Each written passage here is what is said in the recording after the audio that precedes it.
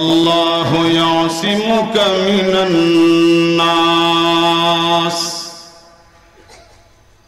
সাহাবায়ে কেরাম নবীজির বডিগার্ড, কেউ সকালে, কেউ দুপুরে, কেউ বিকালে, কেউ সন্ধ্যায়, কেউ রাতে। আল্লাহ রাব্বুল আমিন আয়াত নাযিল করে জানিয়ে দিলেন, ওগো নবীজি, যারা আপনার বডিগার্ড, যারা আপনাকে বাঁচাবে, তাদেরকে আমি আল্লাহ না বাঁচাইলে তারাই তো বাঁচতে পারে না, সুতরাং তারা আবার আপনাকে কেমনে বাঁচাবে? না না না, আপনার বডিগার্ডের প্রয়োজন নাই। আয়াত নাযিল করে আমি স্বয়ং আল্লাহ আপনার জিম্মাদার হইয়া গেলাম। নবীজির ঘর তারা ঘেরাও করলো, নবীজি বের হলে তারা ধরবে। সাথে সাথে তাদেরই পরিকল্পনার কথাগুলো নিয়ে জিব্রাইল আলাইহিস সালাতু ওয়াস সালাম নবীজির কাছে হাজির হয়ে বললেন, হুজুর, আপনি ঘরে শুইবেন না, আলীকে ঘুম পাড়াইয়া আপনি সূরা ইয়াসিন পড়ে এক মুষ্টি দুলে হাতে নিয়ে কাফেরদের উদ্দেশ্যে নিক্ষেপ করে আপনি বের হয়ে যাবেন। নবীজি আলীকে বলে, আলী, আল্লাহর হুকুম হয়ে গেছে মক্কা ছেড়ে মদিনায় যাওয়ার, সুতরাং তুমি আমার বেডে ঘুমাইয়া যাও। সাথে সাথে আলী রাদিয়াল্লাহু তাআলা নবীজির বেডে শুয়ে পড়লেন। আলী রাদিয়াল্লাহু তাআলা নিজেই বলেন, আমি দেখি সাথে সাথে দুইজন ফেরেশতা নাজিল হয়ে গেল, একজন আমার পাতায় আর একজন আমার মাথায়। একজনের সঙ্গে আরেকজনের কথা বলে, চেয়ে দেখো আলীর কত সাহস, তার নবী ঘর থেকে বের হয়ে যাবেন আর আলী শুয়ে পড়ল। আলীর মনের মাঝে এমন দুর্বলতা জাগলো না, সকালবেলা কাফেররা নবীকে না পেয়ে আমাকে পাইলে আমার উপর প্রতিশোধ নেবে। না না না, আলী এমন কথা বলে নাই। অপর ফেরেশতা ডেকে ডেকে বলে, হে আল্লাহর ফেরেশতা, আলী এই সাহসিকতার কারণে স্বয়ং আল্লাহ আরশে আজিমে আলীর গর্ব করে যাচ্ছে। আল্লাহ বলছেন ফেরেশতারা, আছে দেখো আমার আলীর সাহস কত। সুবহানাল্লাহ বলবেন না আপনারা? একটু মনোযোগ সহকারে বলেন না সুবহানাল্লাহ। এবার নবীজি জিবরাইলের কথা মতো তিলাওয়াত শুরু করে দিলেন। বিসমিল্লাহির রহমানির রহিম, ইয়াসিন ওয়াল কুরআনিল হাকীম, ইন্নাকা লামিনাল মুরসালিন। নবীজি জোরে জোরে তিলাওয়াত করতে লাগলেন। যেই মাত্র এই আয়াতটা তিলাওয়াত করলেন, ওয়াজআলনা মিন বাইনি আইদিহিম সাদদান ওয়া মিন খালফিহিম সাদদান ফাআগশাইনাহুম ফাহুম লা ইউবসিরুন। এতটুকু তিলাওয়াত করে নবীজি এক মুষ্টি দলি নবীজি হাতে নিলেন। কাফেরদের উদ্দেশ্যে জিবরাইলের কথা মতো নবীজি কাফেরদের উদ্দেশ্যে নবীজি নিক্ষেপ করলেন। আমার আল্লাহ বলে, ওগো নবীজি, আপনি যে দুলি নিক্ষেপ করলেন, এই দুলিটি সামনে নিক্ষেপ করেছেন, সুতরাং সামনে যারা ছিল শুধু তাদের চোখে মুখে পড়ার কথা, ডানে বামে বিশেষ করে ঘরের পিছনে যারা ছিল তাদের চোখে মুখে যাওয়ার কথা ছিল না। কেমনে গেল সকলের চোখে মুখে সেটা জানেননি। আমার আল্লাহ বলেন, ওয়া মা রামাইতা ইয রামাইতা ওয়ালাকিন্নাল্লাহ রামা। ওগো নবীজি, বাহ্যিক আপনি দুলি মারলেও আপনার হাতের দুলি আমি আল্লাহ আমার কুদরতে হাতে উঠাইয়া ডানে বামে সামনে পিছনে যারা ছিল সকলের চোখে মুখে আমি স্বয়ং আল্লাহ পৌঁছাইয়া দিলাম। নবীজি বের হয়ে চলে আসলেন। কাফেরদের চোখে ধুলি বসাইতেছে আর নবীজি চলে যাচ্ছেন সোনার মদিনায়। হিজরতের ঘটনা বললে সময় এখানে শেষ হয়ে যাবে। আপনাদেরকে এতটুকু বোঝাইলাম, চরম নির্যাতিত, নিপীড়িত, নিষ্পেষিত, রক্তাক্ত, আক্রান্ত হয়ে আমার নবী, দিনের নবী মুস্তাফা সাল্লাল্লাহু আলাইহি ওয়াসাল্লাম মক্কা ছেড়ে, জন্মস্থান ছেড়ে, বাপ দাদার কিবলা মসজিদুল হারাম ছেড়ে নবীজি মদিনা মুনাওয়ারা চলে গেলেন। সেখানে নবীজি গিয়েও শান্তিতে বসবাস করতে পারলেন না। মক্কার মুশরিকদের সাথে যুদ্ধের পর যুদ্ধ, বদর, উহুদ, খন্দক, এইভাবে যুদ্ধের পর যুদ্ধ চলছিল। ইতিমধ্যেই মক্কার সাহাবী যারা নবীজির সঙ্গে হিজরত করে গেলেন, কার মনে নিজের দেশের জন্য অন্তরের মাঝে মায়া লাগে না? আমাদের দেশের লোক লন্ডন গেল, দেশের জন্য একটা দরদ, দেশের জন্য একটা ভালোবাসা অবশ্যই থেকে যায়। মক্কা ছেড়ে মদিনায় গেল, মক্কার জন্য ভালোবাসা, আল্লাহর ঘরের জন্য ভালোবাসা সাহাবায়ে কেরামের অন্তরের মাঝে অবশ্যই আছে, আমার নবীর মাঝে আছে। তাছাড়া আল্লাহর ঘরের জিয়ারতের আকর্ষণ সেটা তো আলাদা। যে কারণে সাহাবায়ে কেরামের মাঝে একটা আগ্রহ, যদি এমন কোন সুযোগ আসতো আল্লাহর ঘরের জিয়ারত, আমরা তো মক্কার মুশরিকদের সাথে যুদ্ধ করতে চাই না, মারামারি করতে চাই না, অন্তত যদি একটা জিয়ারতের যদি একটা সুযোগ আসতো রে, আজকে 5-6টা বছর গত হতে যাচ্ছে, আমরা আল্লাহর ঘরে একটা নজর দেখার সুযোগ পাই না। এমন সময় নবীজি সাহাবায়ে কেরামকে ডেকে বলেন, হে সাহাবীরা, আমি একটা শুভ স্বপ্ন দেখেছি।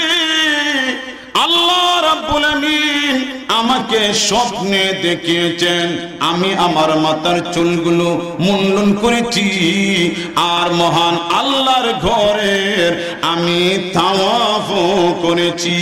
আমার নবী, দয়াল নবী, বিশ্ব নবীর স্বপ্ন, সমস্ত নবী রাসূলের স্বপ্ন হলো নির্গুণ, কোন নবী রাসূলের স্বপ্নের মাঝে ভেজাল হয় না। তাছাড়া আমাদের নবী, প্রিয় নবী, বিশ্ব নবী মুস্তাফা, সমস্ত নবী রাসূলের সর্দার, তিনি বলেছেন, সাহাবীরা, আমি দেখেছি আল্লাহর ঘরের জিয়ারত, আমি দেখেছি আল্লাহর ঘরের তওয়াফ। সুতরাং সাহাবীরা, আমি যা বুঝি, আমি যা বিশ্বাস করি, অচিরেই আমার আল্লাহ আমাদের মনের বাসনা পূরণ করে তার ঘরের জিয়ারতে আমাদেরকে ধন্য করে দিবেন। সুবহানাল্লাহ। যেহেতু আল্লাহ আমাকে স্বপ্নে দেখাইছেন, আর আমি আল্লাহর ঘরে জিয়ারত করেছি, তাওয়াফ করেছি, দেখেছি স্বপ্নে, এই স্বপ্ন বৃথা হতে পারে না।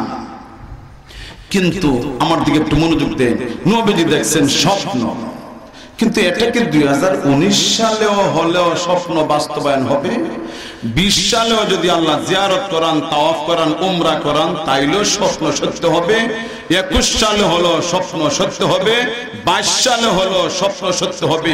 যেহেতু নবীজি সাহাবায়ে কেরামের মাঝে, অথবা নবীজিকে আল্লাহ কোন সন উল্লেখ করেন নাই, স্বপ্নে দেখাইছেন শুধু উমরা হজ, উমরা করাটা আল্লাহ নবীজিরে দেখিয়েছেন, সন যেহেতু উল্লেখ নাই, কারণ যে কোনো একটা সনেও উমরা করাইলে স্বপ্ন সত্য হবে। কথা বলে না কেন, ঠিক না? যেহেতু 19, 20, 21, 22, 23, 24, 25 উল্লেখ নাই, এর ভিতরে যে কোনো একটা সনে নবীজিরে আল্লাহ উমরা করাবেন, এটা হলো সত্য কথা। নবীজি যেই মাত্র নামাজের পরে সাহাবীদের মাঝে স্বপ্নের কথা বললেন, সাহাবায়ে কেরাম জিজ্ঞেস করলেন, হুজুর, এ বছর না আগামী বছর? বরং ওদের আগ্রহের কারণে প্রায় 1,500 শত সাহাবী উমরা করার জন্য তৈরি হয়ে গেছেন। সুবহানাল্লাহ বলেন। কতজন? 1400 সাহাবী উমরার জন্য রেডি। নবীজি অলরেডি হুদাইবিয়া প্রান্তরে চলে গেলেন। প্রান্তরে যাওয়ার পর মক্কার মুশরিকরা বাধা দিল, নবীজির উমরা করতে দিবে না। শেষ পর্যন্ত শান্তি চুক্তি হয়েছিল 10 বছরের জন্য, সেটাও আপনারা জানেন। আমার নবী, দয়াল নবী, বিশ্ব নবী পরিষ্কার জানিয়ে দিলেন, হে মক্কা লোকেরা, না না না, আমরা তোমাদের সঙ্গে ঝগড়া করতে আসিনি, যুদ্ধ করার জন্য আসিনি। আমাদের কাছে যুদ্ধের আসবাবপত্র নাই, হাতিয়ার নাই। আসলে মহান আল্লাহর ঘরের জিয়ারতের জন্য এসেছি, তাওয়াফের জন্য এসেছি, উমরা করার জন্য এসেছি। কিন্তু মক্কার মুশরিকরা ডিটারমাইন্ড, না না না, আপনাকে মক্কায় প্রবেশ করতে দেওয়া হবে না। নবীজি যতই বুঝাইলেন, তারা সেই বুঝ মানল না। শেষ পর্যন্ত কয়েকটা শর্ত নির্ধারণ করে 10 বছরের জন্য শান্তি চুক্তি হলো। এই 10 বছরের ভিতরে কেউ কাউকে ডিস্টার্ব করবে না, কেউ কারো সাথে যুদ্ধে জড়াবে না। 10 বছরের জন্য সন্ধি, 10 বছরের জন্য শান্তি। এখানে আরেকটু এড করা দরকার, আর সকলের বোঝা দরকার, নতুবা সামনের শান নজরুলটা বোঝা আপনাদের জন্য, আমার জন্য বোঝা আর আপনাদের জন্য বোঝা কঠিন হয়ে যাবে। এই যে দুই পক্ষ থেকে, একদিকে নবীজি এবং সাহাবায়ে কেরাম, অপরদিকে মক্কার মুশরিক বেঈমানেরা, দুই পক্ষের মাঝে যে শান্তি চুক্তি সন্ধি যে হলো 10 বছরের জন্য, নবীজির যারা সাপোর্ট দেয়, নবীজির সঙ্গে যারা অমুসলমান মিলেমিশে থাকে, ওরা নবীজির সঙ্গে থাকবে। কাফেরদের সঙ্গে আরো যারা কুরাইশ ছাড়া, মক্কার আরব ছাড়া আরো যারা মক্কার মুশরিকদের সাথে সম্পৃক্ত, এরাও এই সন্ধির আওতাভুক্ত থাকবে। নবীজিও এদের পক্ষ দিবেন না, ওরাও তাদের পক্ষ দিবে না, ওরাও শর্ত ভঙ্গ করবে না, নবীজির সাথে যারা আছে তারাও শর্ত ভঙ্গ করবে না। এইভাবে যখন 10টা বছরের জন্য সন্ধি হলো একতরফা, এই সন্ধিগুলো মেনে নবীজি যখন যাচ্ছেন, সাহাবায়ে কেরামের কদম চলতেছিল না। আহারে, আমরা প্রায় 200 মাইল অতিক্রম করে কষ্ট হরে মদিনা থেকে মক্কায় আসলাম, আর কাবা শরীফ দেখা যায়, ওই মাত্র কাবা, আর আমরা আজকে ফিরে যাব। এতটা দিন আমরা এই রাস্তায় ঘুরলাম, আল্লাহর ঘরে জিয়ারত আমাদের নসিব হবে না। হায় রে হায়, আমরা এমন দুর্ভাগ্য নিয়ে আসছিলাম। এইভাবে ভাঙা হৃদয় নিয়ে সাহাবায়ে কেরাম যখন মদিনার দিকে রওনা দিলেন, এমন সময় আল্লাহ সূরা ফাতহ নাযিল করলেন, ইন্না ফাতাহনা লাকা ফাতহাম মুবিনা। ওগো নবীজি, আজকে যে হুদায়বিয়া সন্ধি, মক্কার মুশরিকদের সঙ্গে আপনি যে শান্তির চুক্তি করলেন, সন্ধি করলেন গো, আমি আল্লাহ এই সন্ধিটাকে আমার ভাষায় সূরা ফাতহ নাযিল করে জানিয়ে দিলাম, আসলে একটা সন্ধি না, আমি আল্লাহ আপনাকে সুস্পষ্ট বিজয় দান করলাম। জোরে বলেন সুবহানাল্লাহ। একটু বুঝার মতো কথা, আল্লাহ বলেন আমি আপনারে সুস্পষ্ট বিজয় দান করলাম। কথা বুঝলেন তো আপনারা? আল্লাহ বলেন বিজয়, আর সাহাবীরার মনের মাঝে কষ্ট, আমরা আসছিলাম উমরা করতে, আমাদেরকে উমরা করতে দেওয়া হলো না, আমরা একতরফা শর্ত, তাদের কোন লোক কাফের, তাদের কোন লোক যদি মুসলমান হইয়া মদিনায় যায়, এটা ফিরাই দিতে হবে, কিন্তু মদিনার তাদের কোন লোক যদি কাফের হইয়া মক্কা আসে, তারে ফিরাইয়া দেওয়া যাবে না। এই যে কথাবার্তা একতরফা, এগুলো মান্য আমরা যাইতেছি, আর আল্লাহ বলেন এটা বলে সুস্পষ্ট বিজয়। সাহাবায়ে কেরাম, বিশেষ করে ওমর বলেন, হুজুর আমরা যুদ্ধ করলাম না, উমরাও করলাম না, তারার সব শর্ত মানলাম, একতরফা শর্ত মান্য আমরা উমরা না হইরা ফিরে দিতেছি, এটার নাম বিজয়, এটার নাম বিজয়। নবী বলেন হ্যাঁ, এটার নামই বিজয়। সুবহানাল্লাহ বলেন না? এই কথাটা বোঝাতে গেলে ছোট্ট একটা দৃষ্টান্ত দেওয়াই লাগবে।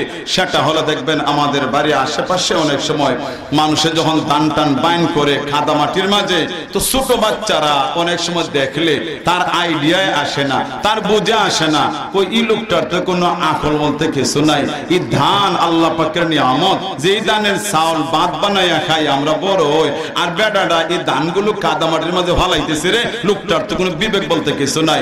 আসলে লোকটার বিবেক আছে না নাই? কথা বলেন না আপনারা? লোকটার বিবেক আসলে আছে। ছোট বাচ্চার মেধা নাই, যোগ্যতা নাই, কৃষি সম্পর্কে তার অভিজ্ঞতা নাই।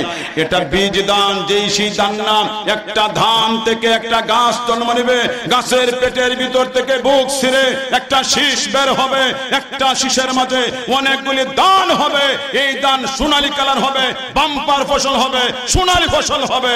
এই অভিজ্ঞতা ছোট বাচ্চার না থাকার কারণে তার কাছে বুঝে আসে না, তার কাছে মনে হচ্ছে এটা একটা ক্ষতি করা হচ্ছে।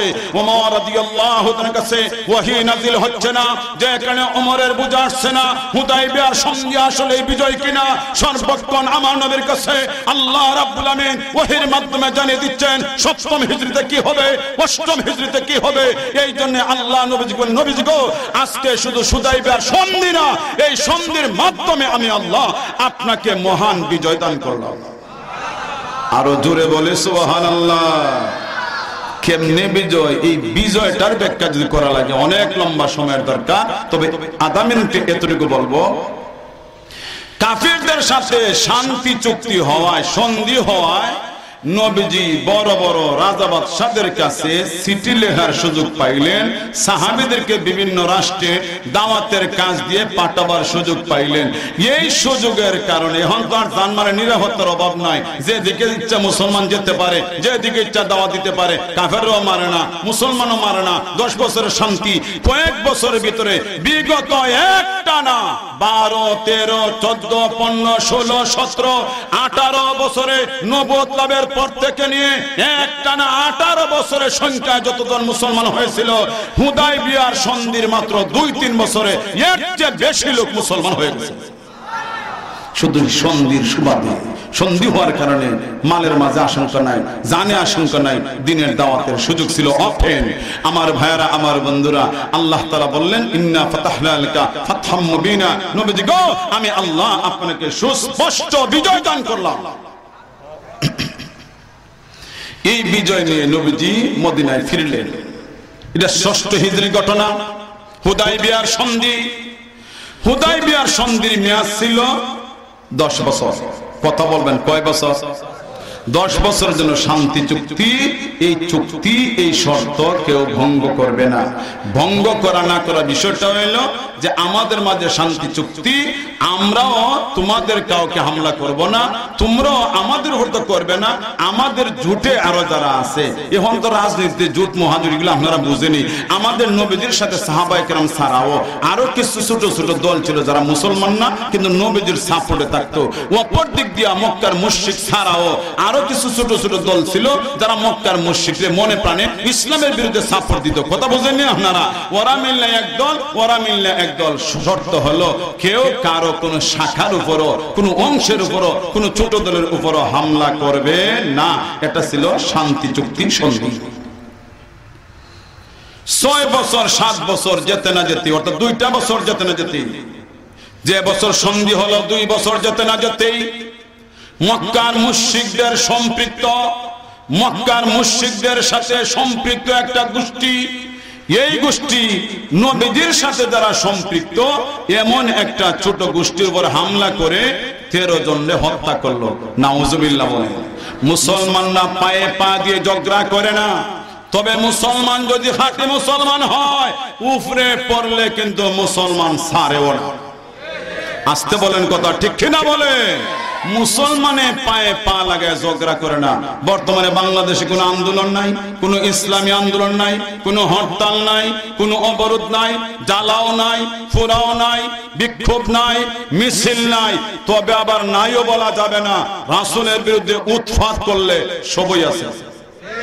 কথা বলেন না কেন আপনারা? উৎপাত করলে কিন্তু সব আছে। বিক্ষোভের জায়গায় বিক্ষোভ আছে, মিছিলের জায়গায় মিছিল আছে, শাপলা চত্বর জায়গায় শাপলা চত্বর আছে, জিহাদের জায়গায় জিহাদ আছে, আন্দোলনের জায়গায় আন্দোলন আছে, ভাষণের জায়গায় ভাষণ আছে, হুমকির জায়গায় হুমকি আছে। কথা বলতে হবে ঠিক না? তো 7ম হিজরিতে 6 হিজরি 7 হিজরি 2টা বছর যেতে না যেতে 13 জন লোক, যে গোষ্ঠীটা নবীজির সাথে জুটে অংশ গ্রহণকারী ছিল, নবীজির জোটের সাথে শরীক ছিল, এমন একটা গোষ্ঠীর 13 জন লোককে যখন মক্কার সাথে মিলিত একটা গোষ্ঠী হত্যা করলো, এই সংবাদটা যাদের লোক নিহত হইল এরা নবীজির কাছে নিয়ে আসার আগে আগে সাহাবীদের মাধ্যমে নবীজি জানলেন। জানার পরে মক্কার লিডারদেরকে নবীজি বললেন, তোমাদের সাথে আমার 10 বছরের হইল সন্ধি, এর ভিতরে 2 বছর গেল না, তোমাদের শাখা গোষ্ঠী আমার শাখা গোষ্ঠীর উপর হামলা করেছে, 13 জন লোককে হত্যা করেছে, এটার সমাধান হওয়া দরকার। সমাধানের জন্য নবীজি 3টা প্রস্তাব দিয়েছেন। বিষয়টা একটু জটিল, আর না বললে আমারও মনের মাঝে শান্তি আসে না, আপনাদেরকে বুঝাইতে পারলাম কিনা। একটা প্রস্তাব হইল যে 13 জন মানুষে অন্যায়ভাবে আপনাদের পক্ষের লোকে হামলা করলো, খুন করলো, এর দিয়ত চান। দিয়তের মানে হলো ক্ষতিপূরণ। এক একটা মার্ডার মামলার তখনকার সময়ে রাষ্ট্রীয় আইনে যেই পরিমাণ ক্ষতি, ওই পরিমাণ 13 জনের 13 পরিমাণ ক্ষতিপূরণ করতে হবে। দুই নম্বর হলো আরবের নেতারা যদি এই শর্ত না মানেন তাইলে অবশ্যই আপনারা আপনাদের এই শাখা গোষ্ঠী যারা সীমা লঙ্ঘন করেছে, শান্তির চুক্তি ভঙ্গ করেছে, আপনাদের ঝুট থেকে বহিষ্কার করে দিতে হবে। দুই, যদি দুইটার একটা না করেন তাইলে সন্ধি বাতিল করেন। কথা বুঝেন না আপনারা? সন্ধিও করবেন, আবার মুসলমানদের দলের সাপোর্টারদেরকে আপনারা মারবেন, কোনো বিচারও দিবেন না, প্রতিকার করবেন না, বহিষ্কার করবেন না, হতে পারে না। নবীর পরিষ্কার বক্তব্য, 13 জন হত্যা করেছে তোমাদের দলের লোক, শান্তি চুক্তি ভঙ্গ করেছে তোমাদের দলের লোক, ক্ষতিপূরণ চাই, বহিষ্কার চাই, নতুবা 10 বছরের জন্য সন্ধি যে হয়েছে সন্ধির চুক্তিকে ভঙ্গ করতে হবে। শেষ পর্যন্ত তারা একমত হতে পারে না, কোনো একটা বিষয়ে জানিয়ে দিল নবীর হুজুর আপনার সাথে যে চুক্তি ছিল শান্তি চুক্তি, এখন থেকে ডার নাই। আমার নবী, দিনের নবী, বিশ্ব নবীর সাথে সাথে সাহাবায়ে কেরামকে নিয়ে বসলেন। ও সাহাবীরা, মক্কার বেঈমানরা গাদ্দারি করেছে, 10 বছরের জন্য শান্তির চুক্তি ছিল তারা নিজেরাই ভঙ্গ করেছে। এবার আমি তোমাদের পরামর্শ চাই। নরম সাহাবী, কোমল মনের সাহাবী সাইয়েদুনা আবু বকর সিদ্দিক রাদিয়াল্লাহু তাআলা বলেন, ইয়া রাসূলুল্লাহ, ইয়া হাবিবাল্লাহ, ওয়া নবীজি, মক্কার লোকগুলি তো আসলে আপনার আপন মানুষ।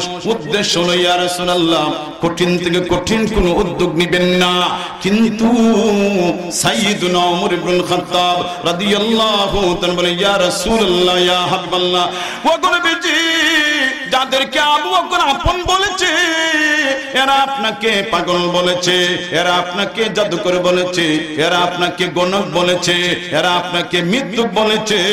ইয়া রাসূলুল্লাহ, আবার সন্ধির চুক্তিও ভঙ্গ করেছে।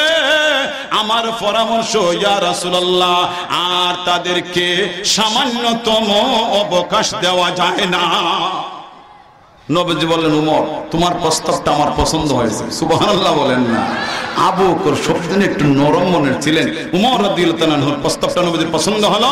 নবীজি সাহাবায়ে কেরাম বললেন, প্রস্তুতি নেও, আমরা মক্কা অভিযানে যাত্রা শুরু করব। সুবহানাল্লাহ বলেন। মদিনা থেকে রমজান মাসের 10 তারিখ বার ছিল বুধবার। বুধবার নবীজি সাহাবায়ে কেরামকে নিয়ে রওনা দিলেন মদিনা থেকে মক্কার দিকে। সঙ্গী হলেন 10,000, সাথে আরো 2,000 একত্রিত হলেন। টোটাল 12,000 সৈনিক যোদ্ধা নিয়ে আমার নবী, দয়াল নবী, বিশ্ব নবী মুস্তাফা সাল্লাল্লাহু আলাইহি ওয়াসাল্লাম মক্কার উদ্দেশ্যে রওনা হলেন। আর নবীজি সাহাবায়ে কেরামকে বলেন, অত্যন্ত সিক্রেট ভাবে, যাতে করে মক্কার লোকেরা জানতে না পারে এবং প্রস্তুতি নিতে পারে, আমরা অতর্কিতভাবে মক্কায় যাব, আল্লাহ আমাদেরকে মক্কার বিজয় দান করবেন। সুবহানাল্লাহ বলেন।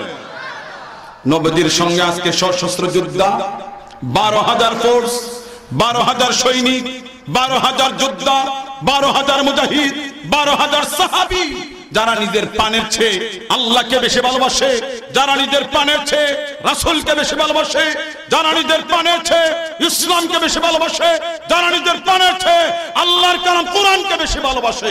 সুবহানাল্লাহ। এমন 12,000 ফোর্স নিয়ে নবীজি মক্কায় প্রবেশ করতে রওনা। এমন সময় জিবরাইল এসে বললেন, হুজুর, আপনি যে যাচ্ছেন এই সংবাদটা মক্কায় পৌঁছাবার জন্য একটা চিঠি দিয়ে একজন মহিলাকে পাঠানো হচ্ছে। অমুক জায়গায় আছে মহিলা, আপনি সাহাবী 2 জন পাঠায়া মহিলার কাছ থেকে চিঠিটা উদ্ঘাটন করুন। সাথে সাথে নবীজি 2 জন সাহাবীকে পাঠাইলেন। আলী রাদিয়াল্লাহু তাআলা সহ 2 জন সাহাবীকে নবীজি যেই জায়গার কথা বলেছেন ঠিকই ওই জায়গায় ওই মহিলাকে পাওয়া গেল। বলা হলো, তোমার কাছে একটা চিঠি আছে, চিঠি দাও। মহিলা কন্যা, আমার কাছে তো কোনো চিঠি নাই। বলে, খবরদার, দেহ তল্লাশির আগে চিঠি আমাদের হাতে দিয়ে দাও। আমরা বলি না, দু জাহানের সর্দার বিশ্ব নবী বলেছেন। এই কথার মাঝে কোন ধরনের সংশয় নাই, এই কথার মাঝে সন্দেহ নাই। ওমা ইয়ানতিকু আনিল হাওয়া ইন হুয়া ইল্লা ওয়াহয়ু ইউহা। আমার নবী যা বলেন আমার নবীর পক্ষ থেকে বলেন না, এটা আল্লাহর কথা। সুবহানাল্লাহ। আল্লাহ নবীজির ওহীর মাধ্যমে জানিয়ে দিয়েছেন। কাজী মহিলা যদি সম্মান রক্ষা করো, দ্রুত চিঠি আমাদের হাতে হস্তান্তর করো, নতুবা তোমার দেহ তল্লাশি করতেই হবে। আমরা যদি বাধ্য হই, যেহেতু নবীজি বলছেন তোমার কাছে সিডি আছে। কথা বুঝতেছেন? সাথে সাথে মহিলা দেখেছে যে আর তো উপায় নাই, নিরুপায় হয়ে মহিলা সিটিটি সাহাবীর আলী রাদিয়াল্লাহু হাতে তুলে দিল। সিটি নিয়ে আলী রাদিয়াল্লাহু নবীজির কাছে আসলেন। এই সিটি দিয়েছেন নবীজির একজন সাহাবী, যে সাহাবীর নাম হাতিব ইবনে আবি বলতা। হাতিব ইবনে আবি বলতা তিনি এই সিটিটা মক্কাবাসীর উদ্দেশ্যে লেখছেন, হে মক্কাবাসী সতর্ক হও, নবীজি অপ্রতিরোধ্য 12,000 মর্দ মুজাহিদ সাহাবী নিয়ে মক্কায় হামলার জন্য চলে আসছেন। সুবহানাল্লাহ। এখন আপনারা আবার এত তাড়াতাড়ি মাইন্ড খারাপ করবেন না, এখানে কথা আছে। হাবিব উনি বদর যুদ্ধের সাহাবী। বদর যুদ্ধে যে 313 জন মুজাহিদ, এর মাঝে তিনি একজন। আর বদর যুদ্ধের সাহাবী সম্পর্কে স্বয়ং আল্লাহ কোরআনে বলেছেন, ফাফালু মা শিতুম, ও বদর যুদ্ধের মুজাহিদরা তোমাদের মনে যা চায় তা করো, যাই করো না কেন সব মাফ। আর আসতে বলেন সুবহানাল্লাহ। এমন ফ্যাসিলিটি, এমন সুযোগ আর কোন যুদ্ধের, কোন কালের, কোন যুগের কোন মানুষকে আমার আল্লাহ দেন নাই, দিয়েছেন বদর যুদ্ধের সাহাবায়ে কেরামকে। সুবহানাল্লাহ বলে যা করবে সব মাফ। নবীজি কোরআনে ভাষায় বলছেন, ফাফালু মা শিতুম, তোমাদের মনে যা চায় তা করো, কোনো অসুবিধা নাই। বদর যুদ্ধে শরীক হয়েছো আর তোমাদের কোনো ভয় নাই, ভীতি নাই, টেনশন নাই, ভাবনা নাই, তোমরা নিঃসন্দেহে জান্নাতি, মনে যা চায় তা করো। সুবহানাল্লাহ। নবীজি হাতিব ইবনে আবি বলতাকে জিজ্ঞেস করলেন, হাতিব আমি যেখানে বিষয়টা সিক্রেট রাখলাম, তুমি কেন এই গোপন সিডি দিয়ে মহিলাকে পাঠাইলে? হাতিব বলেন, হুজুর আমার বেলায় দ্রুত সিদ্ধান্তটা নিবেন না। ইয়া রাসূলুল্লাহ আমি সত্য কথা বলছি, আমি যে সিটি দিয়েছি মুরতাদ হয়ে আমি দেই নাই। ইসলামের প্রতি আমার অনীহা নাই, আপনার প্রতি কোনো অনীহা নাই। ইসলামের প্রতি রয়েছে আমার ভালোবাসা, আপনার প্রতি রয়েছে আমার মহব্বত, ইসলামের জন্য রয়েছে আমার প্রেরণা, ইসলামের জন্য রয়েছে আমার চেতনা, আপনার জন্য রয়েছে আমার চেতনা। ইয়া রাসূলুল্লাহ এরপরে সিটি দিলাম কেন? হুজুর কথাটা একটু সমঝিয়ে নেন, বলেন। হাতিব বিন আবি বলতা বলে, ইয়া রাসূলুল্লাহ, ইয়া হাবিবাল্লাহ, গো নবীজি মক্কায় আমার পরিবার পরিজন রয়েছে, আমার কোন আত্মীয় নাই, আমার কোন আপনজন নাই, আমার শুধু ফ্যামিলির লোক ছাড়া মক্কায় আপন বলতে কেউ নাই। আবু বকর সিদ্দিক রাদিয়াল্লাহু তাআলা মদিনায়, উনার আপনজন অনেক আছে মক্কায়। উমর রাদিয়াল্লাহু তাআলা মদিনায়, উনার অনেক আপনজন রয়েছে মক্কায়।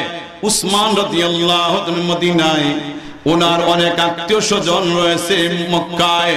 সুতরাং মক্কার আত্মীয় স্বজন যারা, এক আত্মীয় আরেক আত্মীয়কে ফেলে দেয় না। যদিও ধর্ম দুইটা, কেউ মুসলমান কেউ অমুসলমান, কিন্তু এরপরেও আত্মীয়ের জন্য আত্মীয়ের অনেক অনেক চেষ্টা থাকে।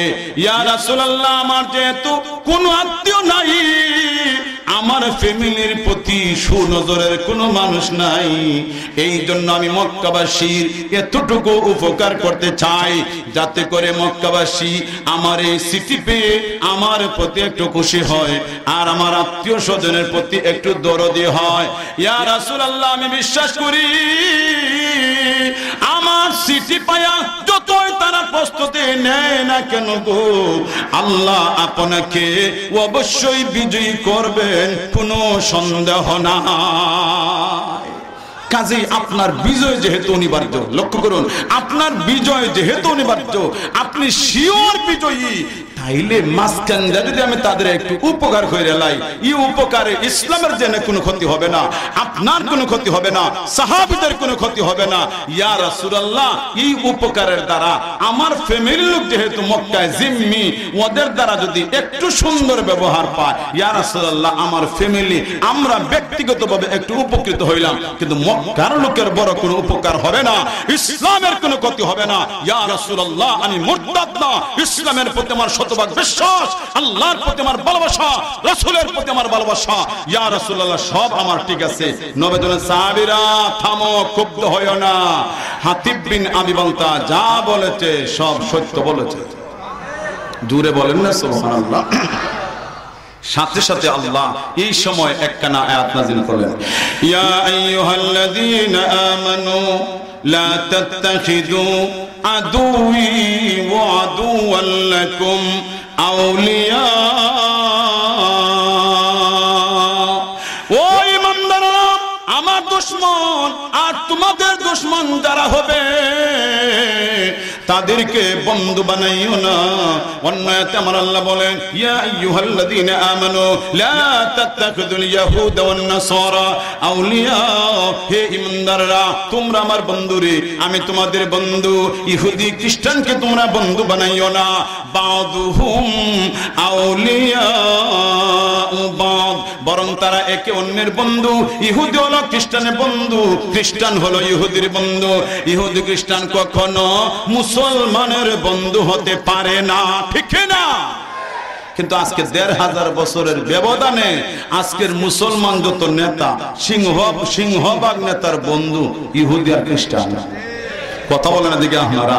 অথচ ১৫০০ বছর আগে আল্লাহ সতর্ক করেছেন, সাবধান, ইহুদি খ্রিস্টানকে বন্ধু বানানো যাবে না।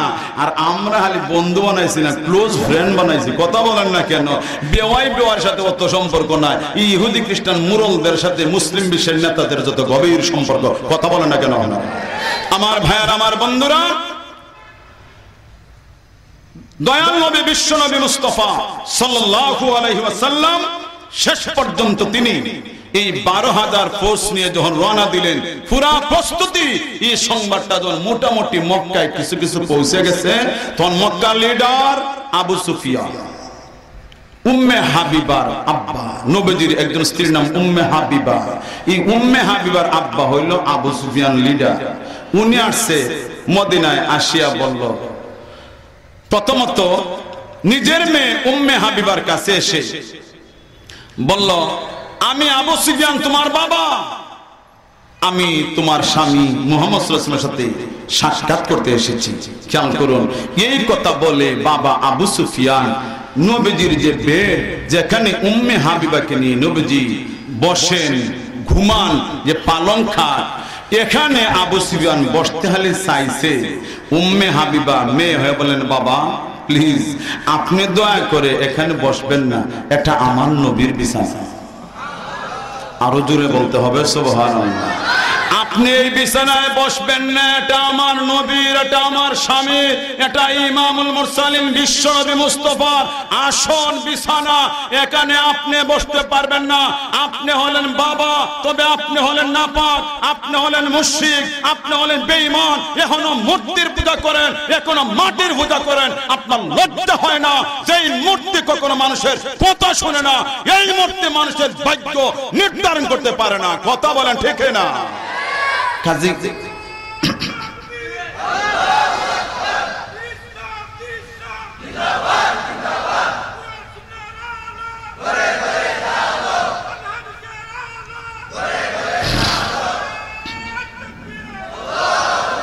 আমার বন্ধুরা, তাইলে আপনাদের একটা প্রশ্ন করি, আপনারা বলেন বাবার ভালোবাসা বেশি না নবীর? আসতে বলেন কেন? বাবার মহব্বত বেশি না নবীর? নবীর মহব্বত বেশি। ইসলামের ইতিহাসে অনেক মা, অনেক বোন এমন প্রমাণ দিয়েছে, তারা নিজের প্রাণের চেয়ে, নিজের ভাইয়ের চেয়ে, নিজের স্বামীর চেয়ে, নিজের সন্তানের চেয়ে নবীর মহব্বত বেশি। সুবহানাল্লাহ। উহুদের যুদ্ধের করুণ কথা আপনারা জানেন। নবীজির দান শহীদ হয়েছিল। নবীজির একটা সিদ্ধান্ত না মানার কারণে ৭০ জন সাহাবী উহুদের ময়দানে শহীদ হতে হয়েছিল। নবীজি একটা গুহায় পড়ে গেলেন। দুরাচার ইবলিস মুসলমানদের মনোবল ভেঙে ফেলার জন্য একটা পায়তারা করে বলল, কাদ কুতিলা মুহাম্মদ, মুহাম্মদ মারা গেছেন। নাউজুবিল্লাহ বলুন। ঠিকই অনেক সাহাবীদের হাত থেকে তরবারি পড়ে গেল, নবীজি নাই, আর যুদ্ধ করে লাভ কি? সাথে সাথে আমার আল্লাহ আয়াত নাযিল করলেন, ওয়া মা মুহাম্মাদুন ইল্লা রাসূল قد خلت من قبله الرسل। ও সাহাবীরা হাত থেকে তরবারি ছাড়লেন কেন? জিহাদ তো নবীর জন্য না, জিহাদ হলো আমি আল্লাহর জন্য, নামাজ হলো আমি আল্লাহর জন্য। যেমন কোরআনে অন্য আয়াতে রয়েছে, ইন্নাস সালাতি ওয়া নুসুকি ওয়া মাহইয়ায়া ওয়া মামাতি লিল্লাহি রাব্বিল আলামিন। আমার নামাজ, আমার কুরবানি, আমার জীবন, আমার মরণ জানতে চাই কার জন্য? আল্লাহর জন্য। তাহলে জিহাদ কার জন্য? ওয়াজ মাহফিল কার জন্য? সব আল্লাহর জন্য।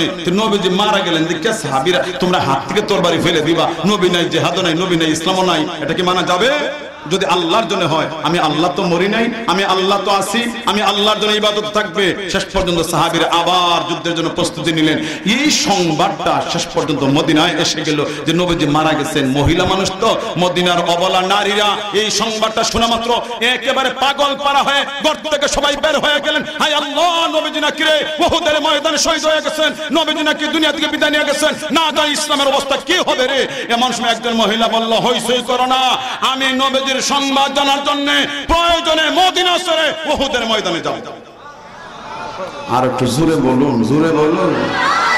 এতগুলি লোক সন্ধ্যাকালীন সময় আপনারা আওয়াজটা দিতে পারলেন না, আরো জোরে বলা দরকার। সুবহানাল্লাহ।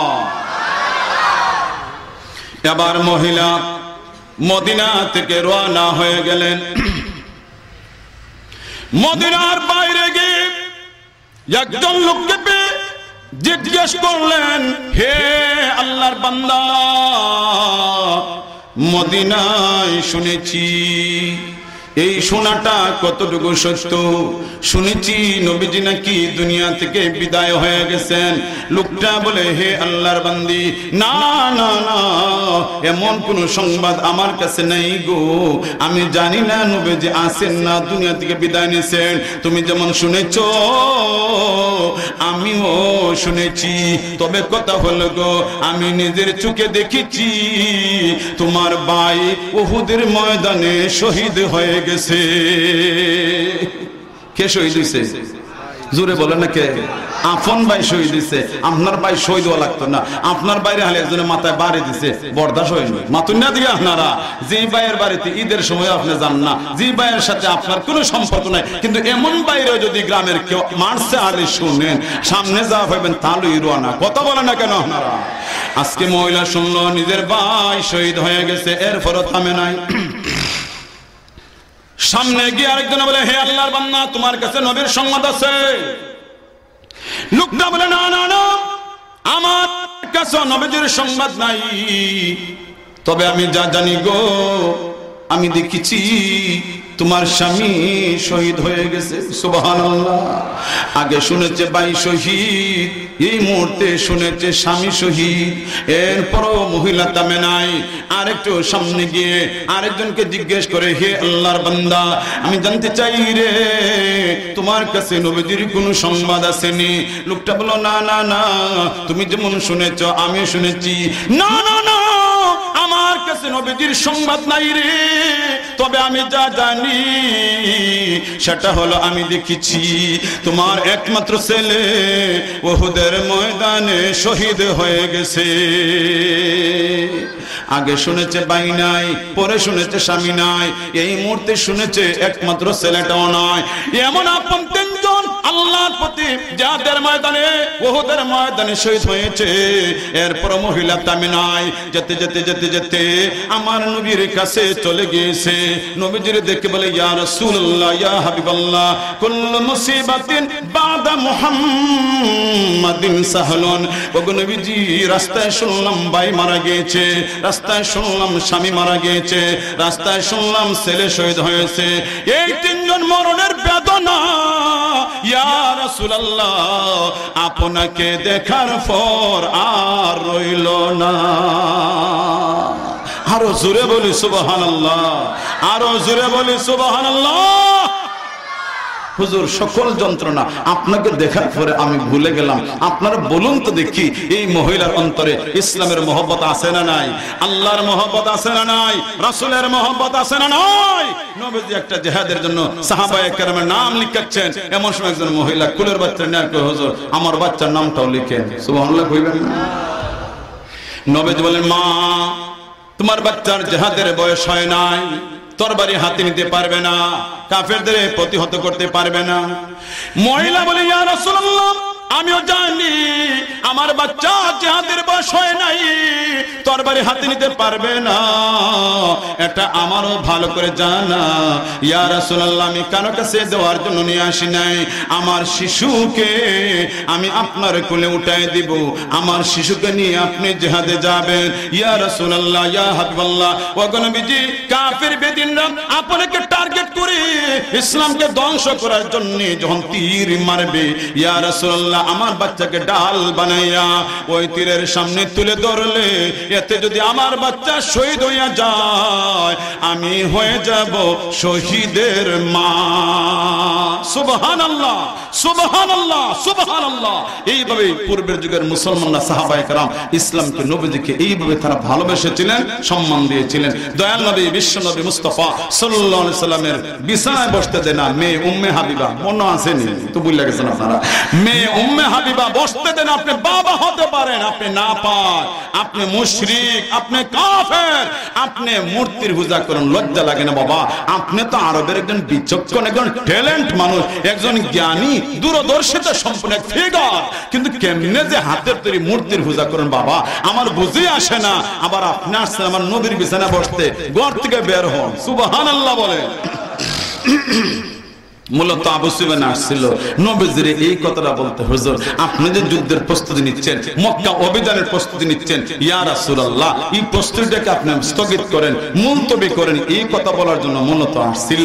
কিন্তু উম্মে হাবিবা তাকে আশ্রয় দিলেন না, পাত্তাই দিলেন না, নিরুপায় হয়ে গেলেন। আবু বকর সিদ্দিক রাদিয়াল্লাহু তাআলার কাছে গিয়া বলেন, হে আবু বকর তোমাদের নবী যে যুদ্ধের প্রস্তুতি নিচ্ছেন, অভিযানের প্রস্তুতি নিচ্ছেন, আসলে আমরা একটু পরামর্শ করতে লেট হয়ে গেছে, আমরা সঠিক সিদ্ধান্ত নিতে পারি না, একটু ভুল বোঝাবুঝি হয়ে গেছে।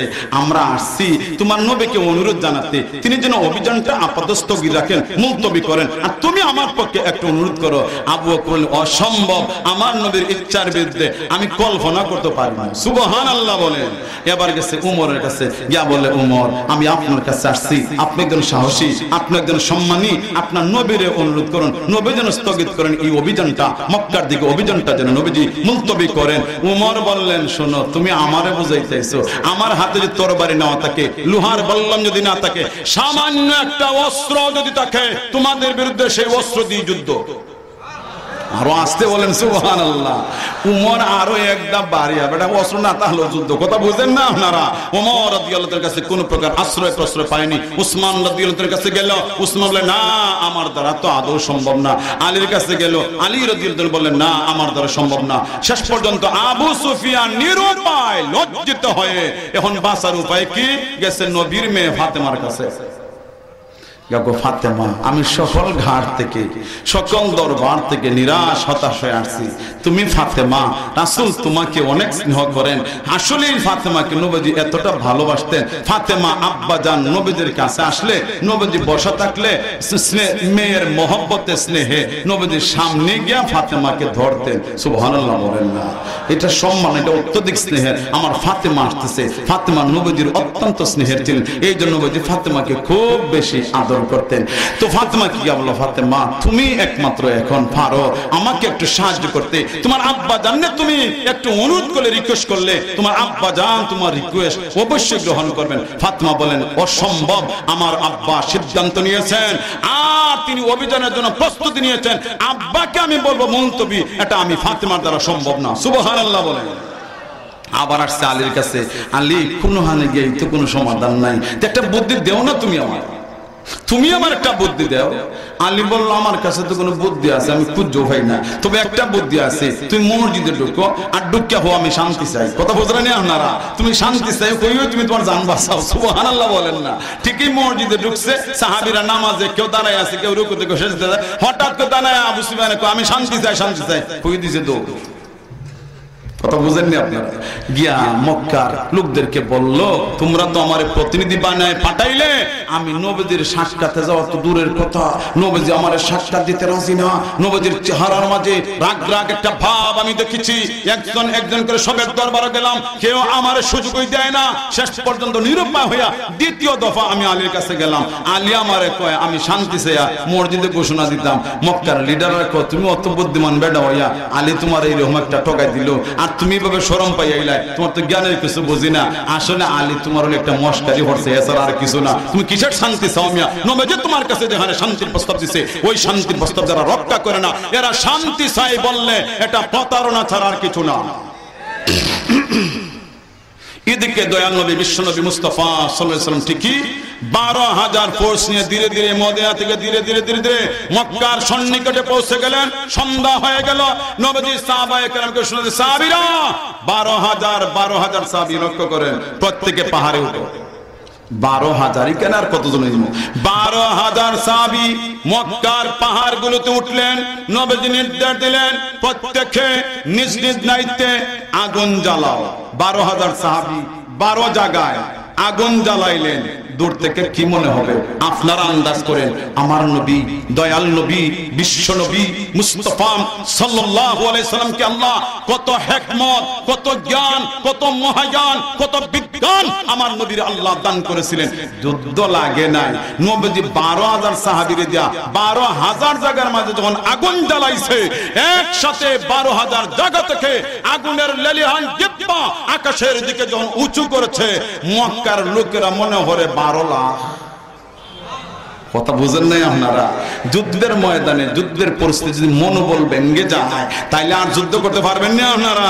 যুদ্ধের মনোবল হইছে সবচেয়ে বড় জিনিস। রাতের আধারে যেদিকে তাকায় শুধু আগুন আর আগুন, আগুন আর আগুন, আগুন আর আগুন। নবীর সাহাবী, নবীর সঙ্গী 12,000, দূর থেকে মনে হয় 12 লাখের চেয়ে আরো বেশি।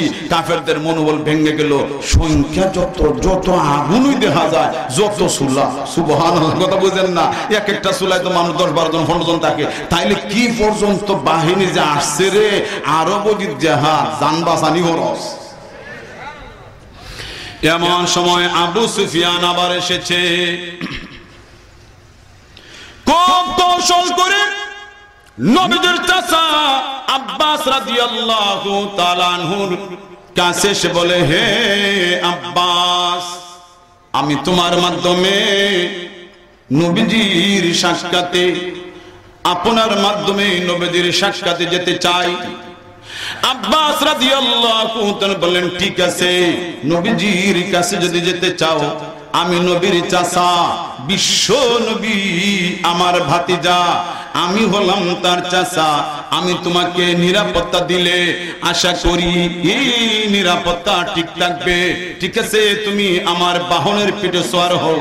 এবার আব্বাস রাদিয়াল্লাহু তাআলা আনহু, আবু সুফিয়ান, উম্মে হাবিবা রাদিয়াল্লাহু তাআলা বাবা, আরবের বড় নেতা, বুদ্ধিমান, আত্মসম্মান বোধ সম্পন্ন এক নেতা, আব্বাস রাদিয়াল্লাহু তাআলা আনহুর বাহনের পিঠে সওয়ার হয়ে নবীজির উদ্দেশ্যে রওনা দিয়েছে।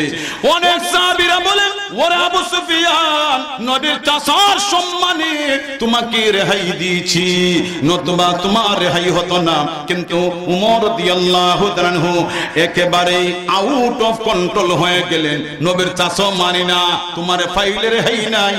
এই কথা বলে উমর রাদিয়াল্লাহু তাআলা আনহু যেই মাত্র মানসিকভাবে প্রস্তুতি নিচ্ছেন আবু সুফিয়ানের ধরবেন, এমন সময় নবীজির চাচা আব্বাস রাদিয়াল্লাহু তাআলা খুব দ্রুত ঘোড়া দৌড়াইয়া নবীজির কাছে চলে গেলেন। নবীজি ডেকে ডেকে বলে, হে আবু সুফিয়ান, আল্লাহ তোমাকে মানুষ বানিয়েছে, আরবের বড় নেতা বানিয়েছে। কেমনে তুমি মূর্তির পূজা করো? তোমার কি লজ্জা লাগে না? তোমার কি শরম হয় না?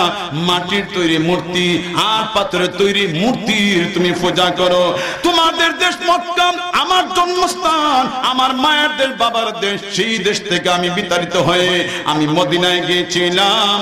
আজ আল্লাহ আমার সঙ্গে এত বড় বিশাল বাহিনী দিয়েছে, এত কি তোমার বুঝে আসে না?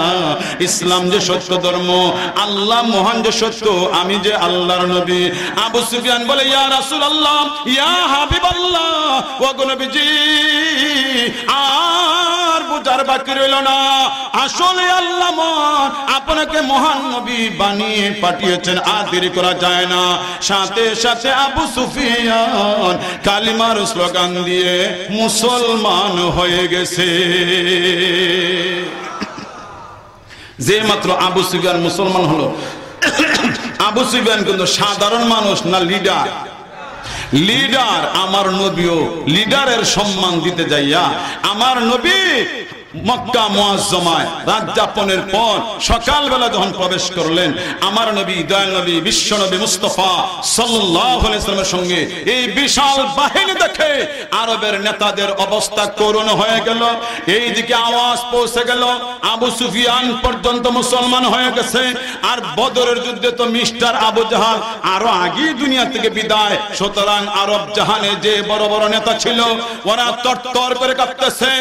কেমন কম্পন, যেইভাবে সিংহের সামনে একটা ছাগলের বাচ্চার করুণ অবস্থা, আমার নবীর সামনে আরবের লোকদের করুণ অবস্থা। তারা মনে মনে ভাবতেছে 13টা বছর মক্কার জীবনে মুহাম্মদ সাল্লাল্লাহু আলাইহি সাল্লামকে যেই নির্যাতন করেছি, তার সাহাবায়ে কেরামকে যেই নির্যাতন করেছি, আজকে মুহাম্মদ যে বাহিনী আসছে আঙ্গুলের ইশারায় যথেষ্ট আমাদের কিয়ামতের জন্য। কথা বলেন না কেন, ঠিক না? কিন্তু দয়াল নবী বিশ্ব নবী মুস্তাফা সাল্লাল্লাহু আলাইহি ওয়াসাল্লাম শুনলেন মক্কার উপকণ্ঠে একদল সৈন্য সংগঠিত হয়েছে। তাদেরকে প্রতিহত করার জন্য দয়াল নবী বিশ্ব নবী মুস্তাফা সাল্লাল্লাহু আলাইহি ওয়াসাল্লাম খালিদ বিন ওয়ালিদকে পাঠাইলেন। খালিদ বিন ওয়ালিদ কয়েকজন সাহাবী নিয়ে যেতেই ওরা পালিয়ে গেল। বীর বেশে খালিদ বিন ওয়ালিদ আমার নবীর কাছে ফিরে আসতেই আল্লাহ পাক রব্বুল আমিন ইজা জাআ নাসরুল্লাহ আমার নবীর কাছে এই সূরাটি নাজিল করলেন। সুবহানাল্লাহ।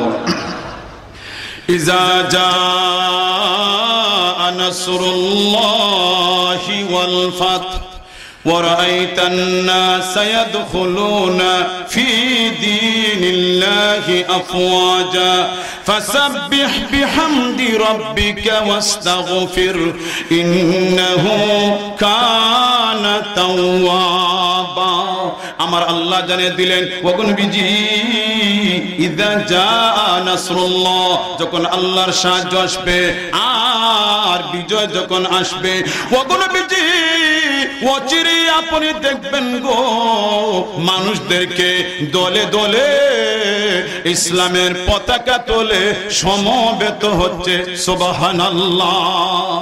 যখন আল্লাহর সাহায্য আসবে আর বিজয় আসবে তখন আপনি দেখবেন মানুষকে দলে দলে ইসলামে প্রবেশ করতেছে। যেই মাত্র খালিদ বিন ওয়ালিদ বীর বেশে আসলেন, এইদিকে আবু সুফিয়ান মুসলমান হলো। আর আরবের লোকেরা বুঝার বাকি রইল না ইসলাম সত্য। বাঁধ ভাঙলে বন্যার সময় আপনাদের মৌলভীবাজারে কয়েকটা জায়গায় বাঁধ ভেঙে গিয়েছিল। বাঁধ ভাঙলে যেভাবে নাকি পানি দ্রুত বের হয়, এইভাবে মক্কা বিজয়ের সাথে সাথে আল্লাহর সাহায্য আসার সাথে সাথে লোকগুলি এইভাবে উপচে পড়া বীরের মতো ইসলাম ধর্মে প্রবেশ করেছিল। সিল্লে বলেন সুবহানাল্লাহ। আমার নবী দয়াল নবী বিশ্ব নবী মুস্তাফা সাল্লাল্লাহু আলাইহি ওয়াসাল্লাম কাবা শরীফের সামনে দাঁড়ায়া আবু সুফিয়ানের সম্মান প্রতিষ্ঠায় নবীজি চমৎকার একটা ঘোষণা দিলেন। ওই সময় যে সময় মক্কার লোকেরা তরতর করে কাঁপতেছিল, ছাগল ছানা যেইভাবে সিংহের সামনে তরতর করে কম্পন করে, বিড়াল ছানা যেইভাবে নাকি ইঁদুর ছানা যেইভাবে বিড়ালের সামনে তরতর করে কম্পন করে, আরবের বড় বড় নেতারা তরতর করে কম্পন করছিল। এমন সময় আমার নবী উদারতার নবী, মায়ার নবী, দয়াল নবী, মানবতার নবী, বিশ্ব নবী, রহমতের নবী, তিনি কাবা শরীফের সামনে দাঁড়ায় ঘোষণা দিলেন লা তাসরিবা আলাইকুমুল ইয়াউম। হে আরবের লোকেরা, না না না, তরতর করে কম্পন করতে হবে না। তোমাদের নেতা হলো আবু সুফিয়ান। আবু সুফিয়ানের সম্মান দিলাম রে। আবু সুফিয়ানের বাড়ি তোমাদের জন্য আমি বিশ্ব নবী নিরাপত্তা ঘোষণা দিলাম। আল্লাহর ঘর হারাম শরীফ তোমাদের জন্য আমি বিশ্ব নবী নিরাপত্তার ঘোষণা দিলাম।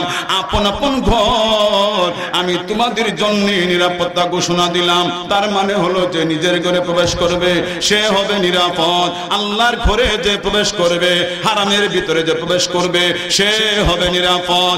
এমনকি তোমাদের নেতা আবু সুফিয়ানের বাড়িতেও যারা যাবে তাদেরকে আমি বিশ্ব নবী নিরাপত্তা ঘোষণা দিলাম। এই 3 জায়গায় যারা যেতে পারে নাই এরা তোর করে কাঁপতেছে।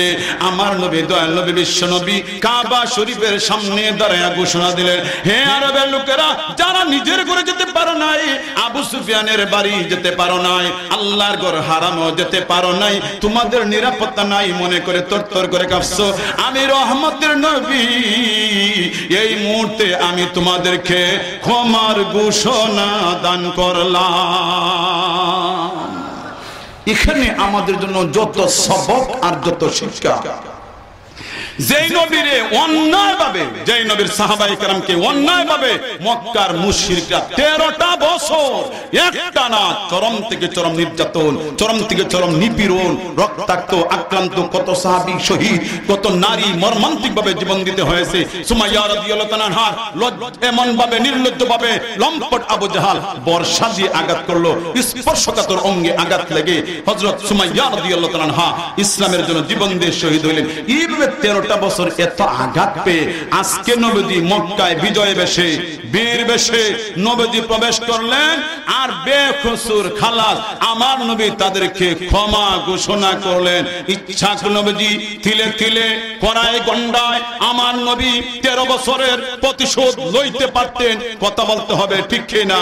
কিন্তু আমার নবী সারা বিশ্ববাসীর জন্য কিয়ামত পর্যন্ত আমার নবী একটা মডেল, একটা দৃষ্টান্ত, একটা রেকর্ড স্থাপন করলেন। কতটুকু মহামানব হলে এত নির্যাতনের পর হাতের মুঠোয় সুযোগ পায়া সুযোগ গ্রহণ না করে ক্ষমা করতে পারেন, সেই দৃষ্টান্ত আমার নবী স্থাপন করেছেন। সুতরাং এই পয়েন্টের উপর আমরা মুসলিম উম্মাহ সাহসী কণ্ঠে কিয়ামত পর্যন্ত আমরা স্লোগান দিতে পারি, আল্লাহর জমিনে, বাংলার জমিনে, পৃথিবীর কোন ভূখণ্ডে যদি শান্তি প্রতিষ্ঠা করতে চাই, কোন নেতা নেত্রীর আদর্শ দিয়ে শান্তির সমাজ প্রতিষ্ঠা হবে না।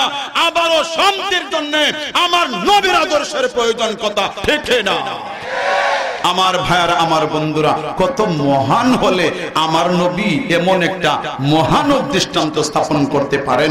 বন্ধুগণ আমার, দয়াল নবী বিশ্ব নবী মুস্তাফা সাল্লাল্লাহু আলাইহি সাল্লাম যখন মক্কা মুআজ্জামা প্রবেশ করেন, আমরা ছোটবেলা থেকে এ পর্যন্ত একটু বুঝমান হওয়ার পর থেকে নিয়ে এ পর্যন্ত দেশ স্বাধীনতার যত ইতিহাস আমরা দেখেছি, যারাই দেশ স্বাধীনতার ইতিহাস জানি, ছোট বয়স থেকে এ বয়স পর্যন্ত যারাই বিজয়ী হয়ে বিজয় দিবসকে রেজিস্ট্রি করে রাখা হয়।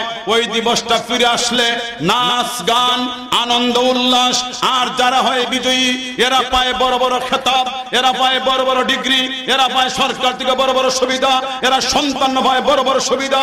অথচ আমার নবী, দয়াল নবী, বিশ্ব নবী মুস্তাফা সাল্লাল্লাহু আলাইহি ওয়াসাল্লাম 13টা বছর নির্যাতনের পরে আজকে 8 বছরের মাথায় মক্কা বিজয়ে আল্লাহ নবীদের হাতে এমন ক্ষমতা দান করলেন। নবীজি ক্ষমতার বশীভূত হয়ে, এই বন্ধুরা, যুবক বন্ধুরা, ছাত্র বন্ধুরা, তরুণ বন্ধুরা, আমার দিকে তাকান, এই দৃশ্য আপনাদের ছেয়ে দেখতে হবে। দয়াল নবী মক্কায় প্রবেশ করেন সময় বিজয়ী হয়ে মাথা উঁচু ছিল না, বুক টান ছিল না, বুক টান করে দাঁড়াননি, মাথা উঁচু করে দাঁড়াননি। আমার নবীর মুখে ছিল আস্তাগফিরুল্লাহ, আল্লাহর কাছে ক্ষমা প্রার্থনা। মাঝে মাঝে নবীজিকে সাহাবায়ে কেরাম দেখেছেন উটের মাঝে নবীজি মহান আল্লাহকে শুকরিয়া তান সেজদা দিয়ে দিয়ে যাচ্ছেন। সুবহানাল্লাহ। আমার নবী শুকরিয়া আদায় করে, আল্লাহ তুমি যে মক্কার বিজয় দান করেছো, সেই জন্য দয়াল নবী বিশ্ব নবী মুস্তাফা উটনির মাঝে, উটনির পিঠের মাঝে নবীজি বারে বারে সেজদা দিয়েছেন। যত সময় বসা মাথা ছিল নিচু, একটাবার মাথা উঁচু না, একটাবার বুক টান ছিল না। আমার নবী অহমিকায় বিশ্বাসী ছিলেন না, দাম্ভিকতায় আমার নবী বিশ্বাসী ছিলেন না, যার কারণে আমার নবীর মাঝে এই দাম্ভিকতা খুঁজে পাওয়া যায়নি। এই জন্য আল্লাহ পাক রব্বুল আমিন আমার নবীকে মক্কা বিজয় দিও বলেন, নবীজি গো, বিজয়ের সূচনা মাত্র কিছুদিনের ভিতরে আপনার হাতে, আপনার সাহাবীদের হাতে, খেলাফতের রাশেদার হাতে আমি আল্লাহ পৃথিবীর অর্ধাংশ মুসলমানদের হাতে তুলে দিব। সুবহানাল্লাহ। তখনকার সময়ে, আমার নবীর সময়ে রোম আর পারস্য, বর্তমানে পাকিস্তান আর ভারত, অথবা ভারত আর চীন, অথবা আরো কোন 2 রাষ্ট্রের মাঝে যে দ্বন্দ্ব আছে, এমনই অবস্থা ছিল রোম পারস্য। এক টানা 12টা বছর এক যুগ ধরে তারা যুদ্ধ করে যাচ্ছিল, কেউ কাউকে পরাজিত করতে পারে নাই।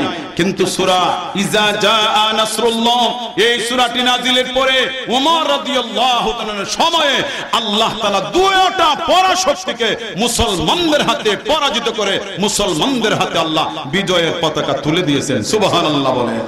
এরপরে আমার আল্লাহ বলেন, নবীজি আপনি দেখবেন ইসলামের যখন আল্লাহর পক্ষ থেকে বিজয় আসবে, আল্লাহর পক্ষ থেকে সাহায্য আসবে, মানুষগুলোকে দেখবেন দলে দলে ইসলামে প্রবেশ করে, তখন আপনার করণীয় কি, মুসলমানদের করণীয় কি? আমার আল্লাহ সে আয়াতে বলেন, ফাসাব্বিহ বিহামদি রাব্বিকা ওয়াস্তাগফির। ওগো নবীজি এই বিজয়টি আমি আল্লাহর দান। মক্কার বিজয় আমি আল্লাহ দান করেছি, ইয়ামনের বিজয় আমি আল্লাহ দান করেছি, মিশরের বিজয় আমি আল্লাহ দান করেছি, সুতরাং প্রশংসা হবে আমি আল্লাহর। ও দুনিয়ার মুসলমানেরা, বিপদ আসলে মানুষ আল্লাহ আল্লাহ বলে, বিপদ শেষ হলি আল্লাহ নাম মনে থাকে না। এর একটা আজকে যে সকালে একটু ঘূর্ণিঝড় হইল, কোন কোন এলাকায় বেশি, কোন কোন এলাকায় কম, কাঁচা গড়বাড়ি যে সব এলাকা আছে, বাঁশের কুটি, বাঁশের ফালা, তুফান আইলে এরা বান্দর লেহান বাঁশের মাঝে লটকে যায়। মা কথা বলেন দিকে আপনারা, এখন তো আপনারা এটা বুঝতে নাই, আমরা তো মৌলবাজারের মানুষ, কারো করতো আর বাঁশের ফালা নাই, সবুজ দলে ফাঁকা ফালা টাইলস আর মার্বেল, কি বলেন আপনারা? তো এমন কাঁচা গড়বাড়ি হইলে মার্বেলের মাঝে দইরা বাঁশের মাঝে দইরা লটকে থাকে আর আল্লাহ আল্লাহ বলতে থাকে। আল্লাহ আল্লাহ না কেউ বলে, মুখে বলে, দমে দমে শ্বাসে খালি আল্লাহ আল্লাহ আল্লাহ আল্লাহ বলে। তুফান গেলে পরের দিন সোহারলে স্টল বইয়া চা খাইবো আর কইবা ওই যে একটা জাতা মারছিল তুফানে, এই সময় কে কোন হালত আসলা, যে জাতা মারছিল গোরে মনোনীত নেভা লাগিল না, আমিও দৌড়ছিলাম টাইট করি। নাউজুবিল্লাহ বলবেন না? যদি টাইট করে ধরার কারণে যদি গোর মনোনীতে ঘূর্ণিঝড়ে নিয়ে না যায়, তাহলে ফাগলে আল্লাহ আল্লাহ বলছিল কেন, আল্লাহ আল্লাহ বলছিল কেন? অনেক মাঝি নৌকা নিয়ে হাওরে থাকে, তুফান আসলে আল্লাহ আল্লাহ বলেছিল না, হে মুখে বলে, কিন্তু তুফান গিয়ে আল্লাহ বাড়িতে আসলে লোকেরা জিজ্ঞাসা, তুফান যে দিছিল একটা কাজে মারছিল, এই সময় নৌকা লেখেন নাকি? তা বললাম না, বইটাতে দৌড়ছিলাম ধরার মতো। কথা বলে না কেন আপনারা? দৌড়ছিলাম ধরার মতো। এতই যদি তুমি এক্সপার্ট ছিলে, এতই যদি তুমি বাহাদুর ছিলে, এতই যদি তুমি শক্তিশালী ছিলে, বইটাতে সুন্দর হয়ে ধরলে নৌকা ডুবে না, তাইলে আল্লাহর ডাকছিলে কেন? আসলে বইটা ধরায় নৌকা রেহাই পায়নি, বাদরের মতো ঝুলে থাকায় গর রেহাই পায়নি, বই রেহাই করেছেন, নৌকা রক্ষা করেছেন আল্লাহ। কথা বলে না কেন? ঠিক না? আমার আল্লাহ এই সূরার ভিতরে দ্বিতীয় আয়াতে আল্লাহ বলেন, নবীজি গো বিজয় যেহেতু আমি আল্লাহর দান, সাহায্য যেহেতু আমি আল্লাহর দান, বিজয় যেহেতু আমি আল্লাহর দান, নেতৃত্ব যেহেতু আমি আল্লাহর দান, কর্তৃত্ব যেহেতু আমি আল্লাহর দান, সুখ সম্মান যেহেতু আমি আল্লাহর দান, এই সকল দান পাইলে কি করতে হবে? আপনি হলেন দুনিয়ার মুসলিম উম্মার জন্য শিক্ষক, শিক্ষক হিসেবে সবাই আপনি শিক্ষা দিতে হবে। ফাসাব্বিহ বিহামদি রাব্বিকা ওয়াস্তাগফির। মানুষ যেন আল্লাহর প্রশংসা বেশি বেশি করে, বেশি বেশি যেন সুবহানাল্লাহ তাসবিহ পড়ে। আমার নবী দিনের নবী বিশ্ব নবীর কাছে এই সূরাটি নাযিল হওয়ার পর আম্মা আয়েশা সিদ্দিকা রাদিয়াল্লাহু তাআলা বলেন, আমি লক্ষ্য করে দেখেছি নবীজি একটু সময় পাইলি নবীজির জবান দিয়ে বের হতো সুবহানাল্লাহি ওয়া বিহামদিহি, সুবহানাল্লাহিল আযীম, সুবহানাল্লাহি ওয়া বিহামদিহি, সুবহানাল্লাহিল আযীম। এরপর আমার আল্লাহ বলেন ওয়াস্তাগফিরহু, আল্লাহর কাছে আপনি ক্ষমা চান, আমার নবীর কোনো গুনাহ নাই। সূরা ফাতিহা আমার আল্লাহ বলেছেন লিয়াগফির লাকাল্লাহু মা তাকাদ্দামা মিন যামবিকা ওয়া মা তাআখার। ও নবীজি নবুয়ত লাভের আগে কোনো গুনাহ নাই, পরে কোনো গুনাহ নাই। এরপর আমার নবী বলেন উম্মত রে, আমার গুনাহ বলতে যেখানে একটা গুনাহ নাই, সেখানে আমি বিশ্ব নবী রহমতের নবী প্রতিদিন আল্লাহর দরবারে 70 বার তওবা করি। সুবহানাল্লাহ। এক বর্ণনায় 70 বার, পরের বর্ণনায় এই সূরার তাফসীরের মাঝে আছে নবীজি প্রতিদিন প্রতিদিন প্রতিদিন 100 বার আল্লাহর কাছে তওবা করতেন। সুবহানাল্লাহ বলবেন না? আমরা যেখানে গুনার অভাব নাই, আমরা কয়বার আল্লাহর কাছে আস্তাগফিরুল্লাহ বলি? তাইলে বিশ্বনবী হইয়া, ইমামুল মুরসালিন, ইমামুল আম্বিয়া হইয়া, সমস্ত নবী রাসূলের সর্দার হইয়া, সম্পূর্ণরূপে নিষ্পাপ হইয়া আমার নবী যদি ডেইলি 100 বার ইস্তেগফার করেন, তাইলে বিশ্বনবীর উম্মতের জন্য আরো বেশি আরো বেশি আরো বেশি ইস্তেগফার করা দরকার। কথা বলে না কেন? ঠিক না? এখানে আরেকটা শিক্ষা আছে। নবীজিকে আল্লাহ এই সূরা নাযিল করে জানিয়ে দিলেন, নবীজি আপনি পরকালের প্রস্তুতি নেন, ইসলামকে পরিপূর্ণ করে দিয়েছি, সাহায্য করে যখন মাহফিলের পূর্ণতা আসে, আখির মোনাজাত হইয়া যায়, ধীরে ধীরে ধীরে ধীরে প্যান্ডাল ভাঙা শুরু হয়ে যায়, আপনার বিল্ডিং এর কাজ কমপ্লিট, কালার কমপ্লিট, টাইল টালি মার্বেল কমপ্লিট, ইলেকট্রিশিয়ান কাজ সব কমপ্লিট, মাশাআল্লাহ এখন বসবাস শুরু, দেখবেন ধীরে ধীরে ময়লা লাগা শুরু, মাহরের জাল বানানো শুরু, কিছু কিছু ময়লা স্পট লাগা শুরু, কমপ্লিট হয়ে গেলে ধীরে ধীরে ডাউনের দিকে যায়। ইসলাম পরিপূর্ণ হলো, আল্লাহর সাহায্যে ইসলাম বিজয়ী হলো, আল্লাহর সাহায্যে। তাইলে তো আর নবীজি তাহার দরকার নাই রে, নবীজি তো আসছিলেন ইসলামকে বিজয়ী করার জন্য। এবার যখন ইসলাম বিজয়ী হয়ে গেছে, আব্বাস রাদিয়াল্লাহু তাআলা কাঁদতে লাগলেন। সাহাবায়ে কেরাম বলে, আব্বাস আপনি কাঁদেন কেন? আব্বাস বলেন, ও নবীর সাহাবীরা, আপনারা শুধু বিজয়ের কথা শুনে খুশি হইলেন, আপনারা কি আর কিছু আন্দাজ করলেন না? এই সূরা থেকে আমি আন্দাজ করতে পেরেছি আমাদের নবীজি আর বেশি দিন বাঁচবেন না। সুবহানাল্লাহ বলেন। এখানে খুব সতর্কতার সাথে একটি কথা বলবো, নবীজির আপন চাচা আব্বাস ইন্তেকাল হয় নাই, খুব খেয়াল করুন, ইন্তেকাল হয় নাই, হবে একটা ইঙ্গিত পাওয়া গেছে এই সূরার মাঝে। সূরার মাধ্যমে আল্লাহ ইঙ্গিত দিয়েছেন নবীজি বেশি বেশি ইস্তেগফার করেন, বৃদ্ধ বয়সে বেশি বেশি ইস্তেগফার করা, এই শিক্ষা নবীজি আল্লাহকে দিয়েছেন, দুনিয়ার মুসলমানদেরকে দিয়েছেন। এর থেকে আব্বাস কান্নায় ভেঙে পড়লেন, নবীজির ইন্তেকাল হবে। ইন্তেকাল হয়েছে? ওই সময় হয়েছে? হয় নাই, হবে, হয় নাই, হবে। জিলহজ মাসের ঘটনা, আর নবীজির ইন্তেকাল হবে মুহররম, সফর, রবিউল আউয়াল, আরো 2.5 মাস পরে। এর আগেই কান্নায় ভেঙে পড়লেন। ভালোবাসা তাকেই বলে, নবীজির ওফাতের দিন আনন্দ উল্লাস করলে ভালোবাসা হয় না। কথা বলেন ঠিক না? জশ্নে জুলুস ঈদ মিলাদুন নবী আমার দেশে যে সকল ভাইয়েরা করেন, আমি আপনাদেরকে গালি দিচ্ছি না, গালি আমি জানিও না, আপনাদের কাছে সবিনয়ে অনুরোধ, আপনারা স্টাডি করেন। যদি সাহাবীরা এগুলা করেন, আপনারা করেন, আপনাদের সাথে আমরা থাকবো, আপনারা আগে আগে নেতৃত্ব দিবেন। আর যদি নবীদের সাহাবায়ে কেরাম এগুলো না করেন, তাইলে আমরাও এগুলা নিয়ে বাড়াবাড়ি না করাটাই উচিত। নবীজির চাচা আব্বাস রাদিয়াল্লাহু আনহু ইন্তেকালে গ্রান ভাই কান্দে, আর ইন্তেকালে পরেও বাংলাদেশের মুসলমান আসে। কথা বুঝাইতে পারলাম না, আমার আর তৌফিক নাই। নবীর ইন্তেকালে গ্রান ভাইয়া আব্বাস রাদিয়াল্লাহু আনহু কান্দে, আর নবীর উম্মতরা 12 রবিউল আলাইলে ওয়াফাতের তারিখে হাসে। এই হলো তাদের সাথে আমাদের পার্থক্য। এই জন্য আল্লাহ বলেন, ইন্নাহু কানা তাওয়াবা, আল্লাহ অত্যন্ত দয়াবান এবং ক্ষমাশীল। যতই তুমি গুনাহ করো না কেন, এই সূরার মাধ্যমে আল্লাহ আমাদেরকে উৎসাহিত করে, ও বান্দা তুমি গুনাহগার হবে, তুমি গুনাহ করবে, যেহেতু তুমি মানুষ, তোমার গুনাহের উপর লজ্জিত হয়ে আমি আল্লাহর তওবা করো। জান্নাতের দরজা মাঝে মাঝে খুলি, মাঝে মাঝে বন্ধ করে দেই, কিন্তু তওবার দরজা খুলেছি, খোলাই রেখেছি, সূর্য পশ্চিম দিকে উদয় না হওয়া পর্যন্ত তওবার দরজা বন্ধ হবে না। সুবহানাল্লাহ। আল্লাহ পাক রব্বুল আমিন আমাদের সকলকে খাঁটি তওবা নসিব করুন। সকলে বলি আমিন। ইউনাইটেড ক্লাব এবং দুর্লভপুরকে তাদের এই চমৎকার আয়োজনে আমি অভিভূত হয়ে আন্তরিক মোবারকবাদ, ধন্যবাদ জানাচ্ছি। তাদের খেদমত আল্লাহ কবুল করুন, কিয়ামত পর্যন্ত জারি রাখুন। তাদের প্রজন্মকে যেন এর হাল ধরার জন্য আল্লাহ তৈরি করে দিন। দেশে বিদেশে যারা আছেন সকলকে যেন আল্লাহ সাহায্য করেন। সকলের সাহায্য সহযোগিতাকে আল্লাহ যেন তার কুদরতের ডান হাত দিয়ে কবুল করে নেন। যত অসুস্থ সকলকে যেন আল্লাহ শেফা দেন। সকলে বলে আমিন। বিশেষ করে আমাদের আলোচনা শুনে শুনে আজকে 21টা বছরে অবশ্যই অনেককে হারিয়েছি, অনেক বক্তাকেও হারিয়েছি। আমাদের বালিদানা দিনারপুরি হুজুর আব্দুল হাই সাহেব রাহমাতুল্লাহ আলাইহি ইমাম মাহফিলের বক্তা ছিলেন, ফরদার বিষয়ে ওয়াজ করেছিলেন। আজকে তিনি নাই, এমন অনেক বক্তা কবরে, আম্মা সাদি রহমতুল্লাহ কবরে, যারা কবরে গেছেন আল্লাহ তাদেরকে জান্নাতের উচ্চ মর্যাদা দান করুন। সকলে বলে আমিন।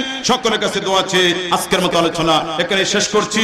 ওয়া আখিরু দাওয়ানা আলহামদুলিল্লাহি রাব্বিল আলামিন। আসসালামু